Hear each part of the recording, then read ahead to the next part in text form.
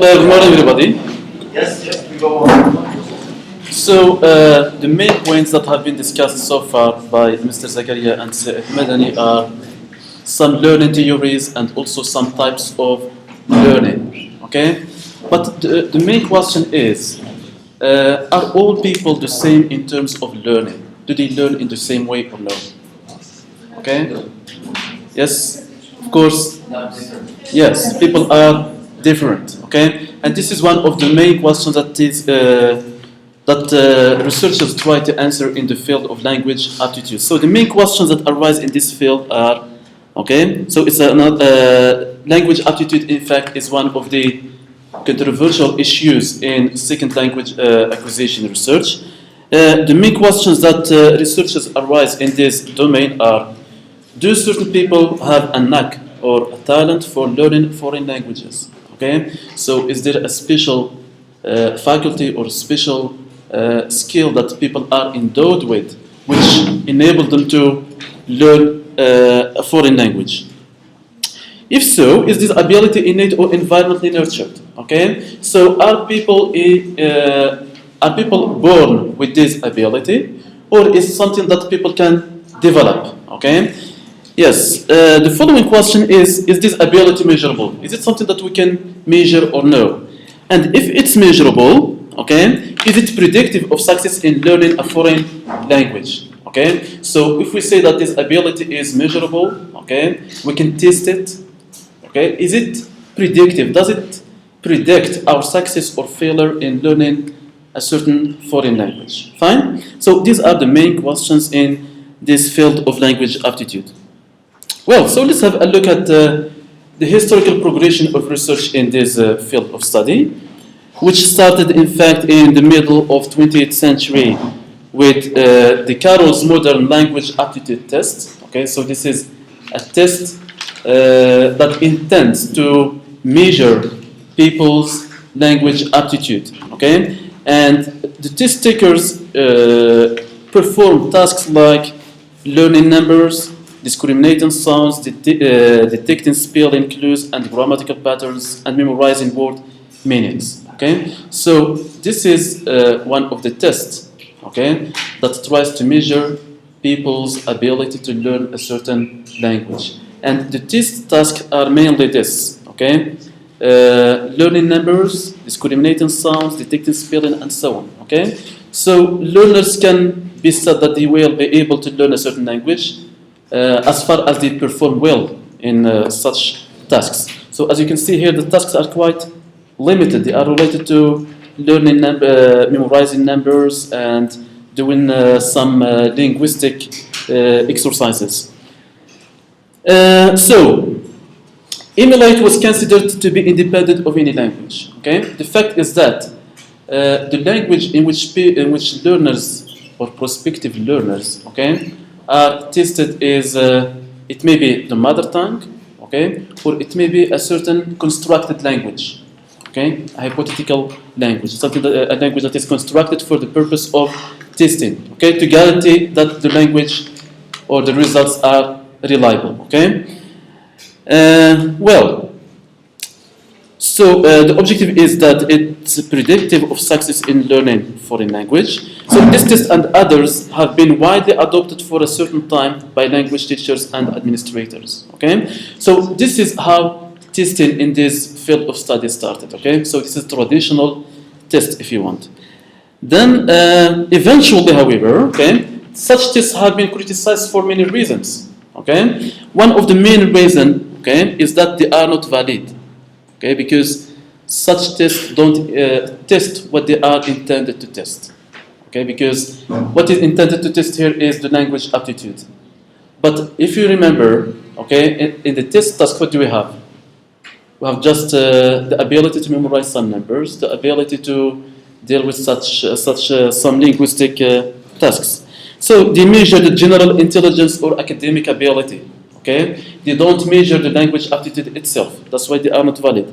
Another reason is they ignore the crucial strategies and styles involved in the learning process. Okay? So as you know, learning process is not just a matter of memorizing. Okay? So there are other processes that are overlooked in this test. They measure ability to perform focused, analytical, and context-reduced activities. Okay, the activities that or the tasks that test takers, okay, perform are context-reduced activities. Okay, so they are not contextualized; they are mechanical. Okay, and another reason why they are rejected, why such tests are rejected, is that they bias both students and teachers. Okay, because students and teachers are led to believe that they will be either successful or unsuccessful. Okay, from the very beginning. So these are some of the limitations of this test. Then later there is a new era of aptitude research. Okay, that started with Skihan in 1998, okay? So who proposed that aptitude, language aptitude, may be related to the cognitive view of second language acquisition, okay? Something that was overlooked before, such cognitive processes that take place when people learn a certain language, like input processing, inductive learning, output strategies, and fluency, okay? Yes, other researchers are Grigorenko, Sternberg, and Ederman in 2000. They proposed another test which is called Canal F test that involves the test taker in a process of learning a simulated language embedded in a multifaceted language context. Okay? So in this test, learners or prospective learners, okay, are tested while they are taking the test itself. Okay, so here the focus is more on the context. So we said before that the context was neglected, but in the common text, in the successive tests, okay, the notion of context has become predominant. Another researcher is, or other researchers in fact, Dorney and Skihan in 2003, okay, they propose that aptitude may be related to second language processes like attention, short-term memory, phonemic coding ability, and inductive learning. Okay, so as you see, some principles that have been neglected before are taken now into consideration, mainly the processes, okay, the learning processes, and also the context, the importance of context. And then came Peter Robinson, okay, who advocates the idea that language aptitude is a complex of abilities. Okay, so it's not something that we can measure easily because it's a complex of abilities that include, for example, the processing speed, short and long-term memory, rote memory, planning time, pragmatic abilities, interactional intelligence, and self-efficacy. Okay, and this reminds us of Haim's notion of communicative competence. Okay, yeah. So being competent in a certain language, okay, means having a lot of abilities, a lot of skills. Okay, so we still remember the types of communicative competence that we have already seen. To help you in this, you notice also that in this aspect of research, the same thing we have seen about the development of the theories, moving from observable to mental interaction to cognitive and so on, is also applicable in this specific field of research. Yes. That they are moving from observable concrete things, okay, to interaction. You notice, like the last one here, they are talking about memory, they are talking about planning time, pragmatic abilities, interactional intelligence.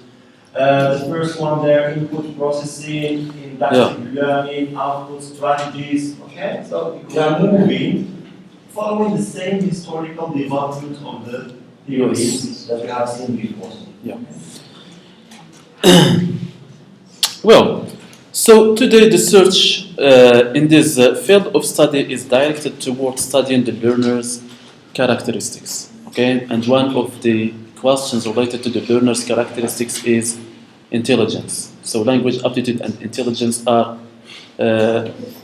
related to each other. Okay, so we have intelligence as one of the characteristics, learning styles, and learning strategies. Okay, so the following part is going to be about this notion of intelligence and language learning. So the main questions that arise in this field of study again are: what is intelligence? How is it defined in terms of the foreign language learning process? What kinds of intelligence are related to foreign language learning? Okay, so as you know, we have already dealt with a theory of intelligence, the Gardner's theory of intelligence, yes. But there are other theories, in fact, that we are going to see here. Not all of them, but just some of them. So we have the traditional view of intelligence. How was intelligence conceived of at the beginning? So, intelligence has been defined and measured in terms of linguistic and logical mathematical abilities. Okay, so at the beginning, okay, intelligence was considered only in terms of linguistic and logical mathematical abilities. Okay, so if you are good, for example, at these abilities, you are considered intelligent. Otherwise, you are stupid. Okay, yes. So which shows the limitation of this traditional perspective.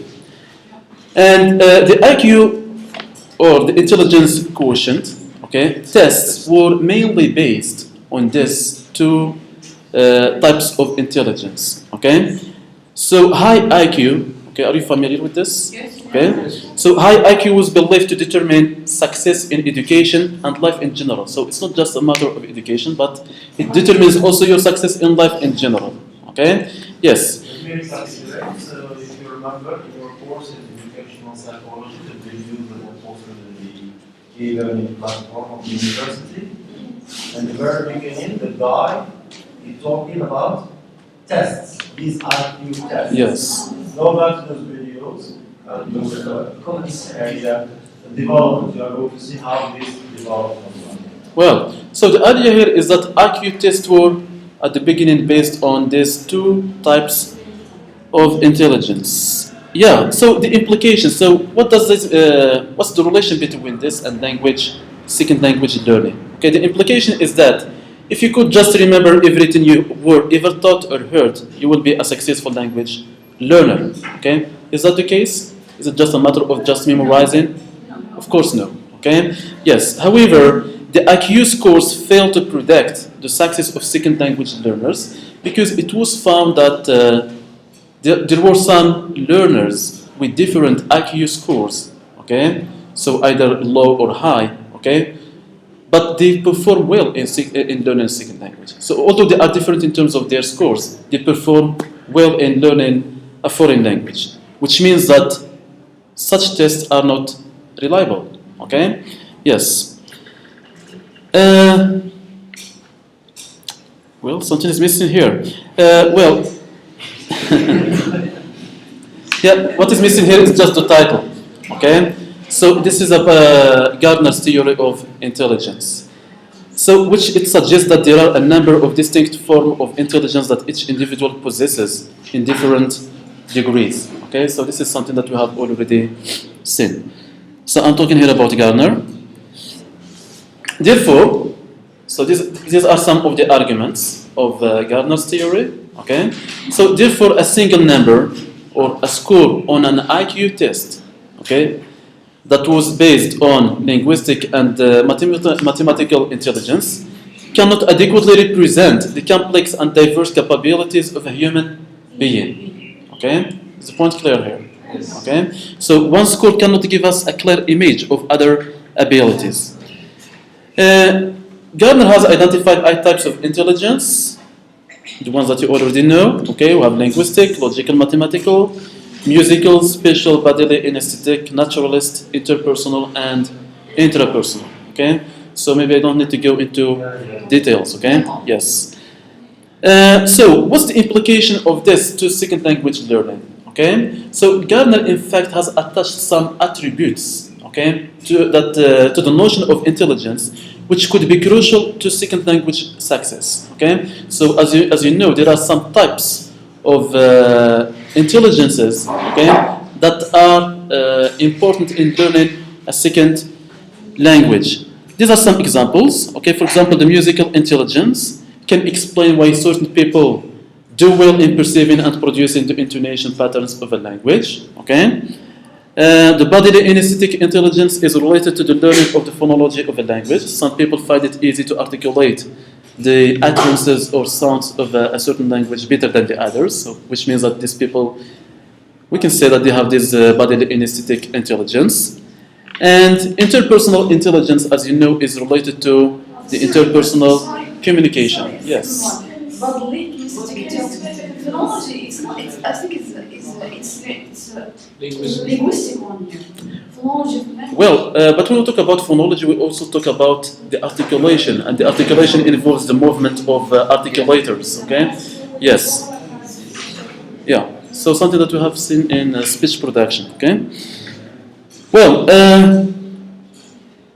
then came another theory of intelligence, which is Robert Sternberg's theory, okay, which is another important theory. So Sternberg has proposed 3 types of smartness, okay. So the first one is componential ability, which refers to the ability to process information effectively, okay. So this has to do with analytical thinking, in fact, okay, the ability to think analytically. Then came the experiential ability.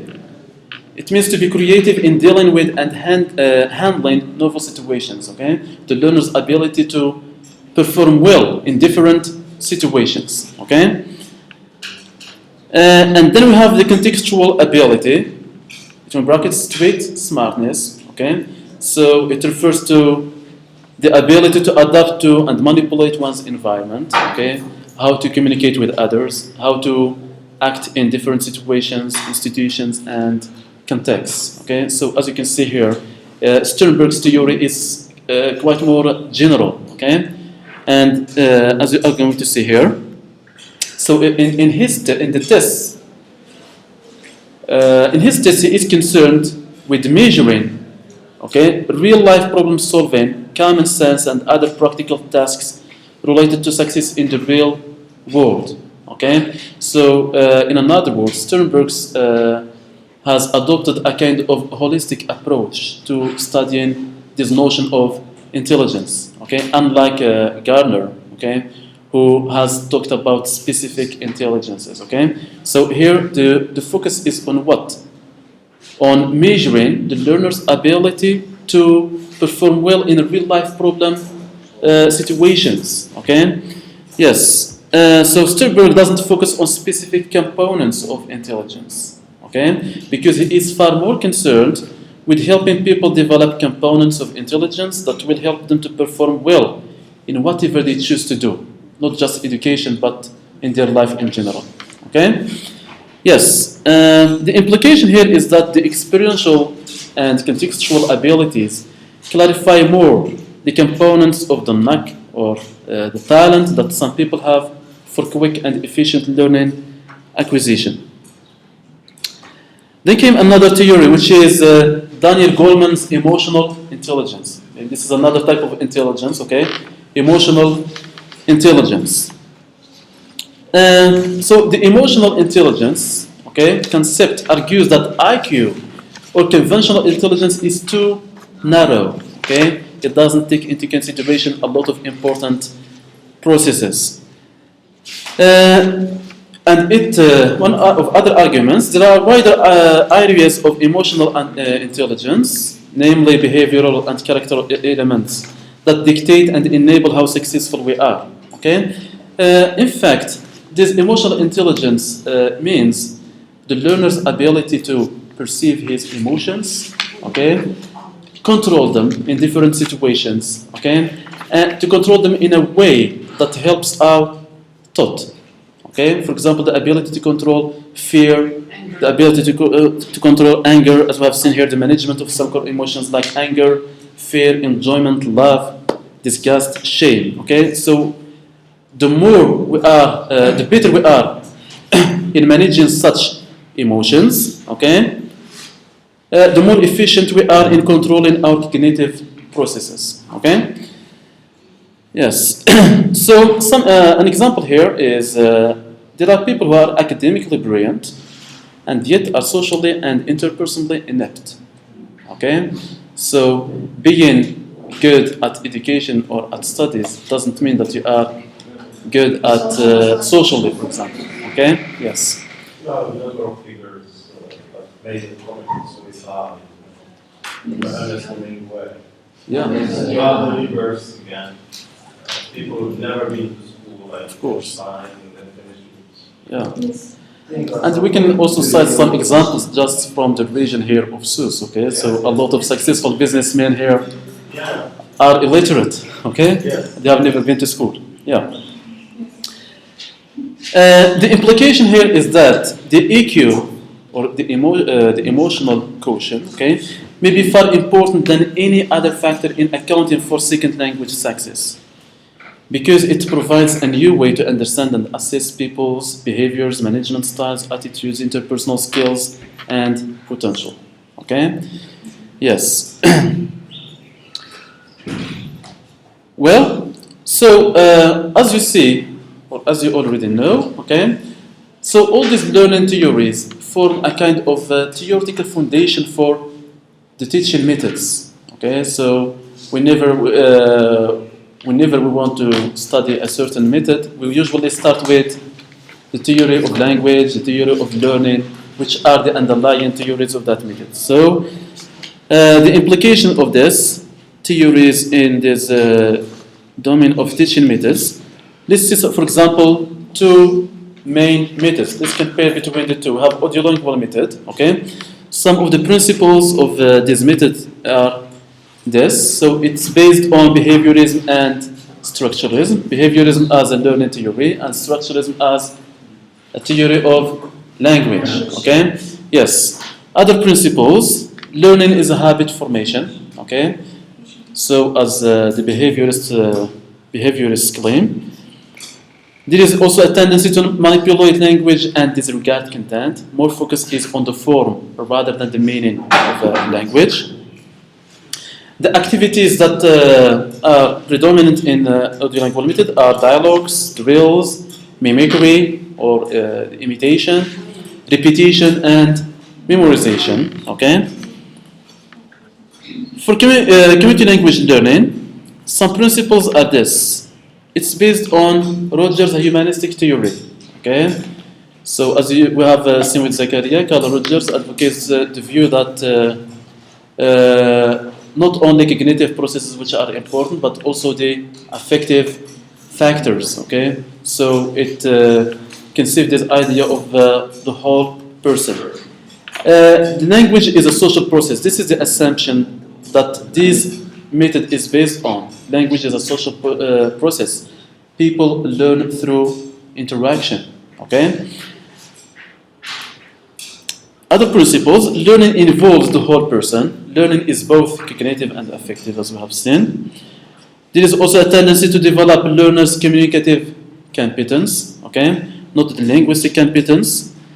And such activities that are used in CLL are students who act the role of clients and teacher who is assigned the role of a counselor, work as a community in an anxiety-free environment. Okay? Yeah, this is just a summary of some. Yes. Okay. I didn't go into details because we have already studied this. Yeah. And these are some criticism for both of these methods. So we have for audiolingual method, it emphasizes on surface forms and the rote practice of scientifically produced forms. Okay, neglecting the content of the language. It failed to teach long-term communicative proficiency.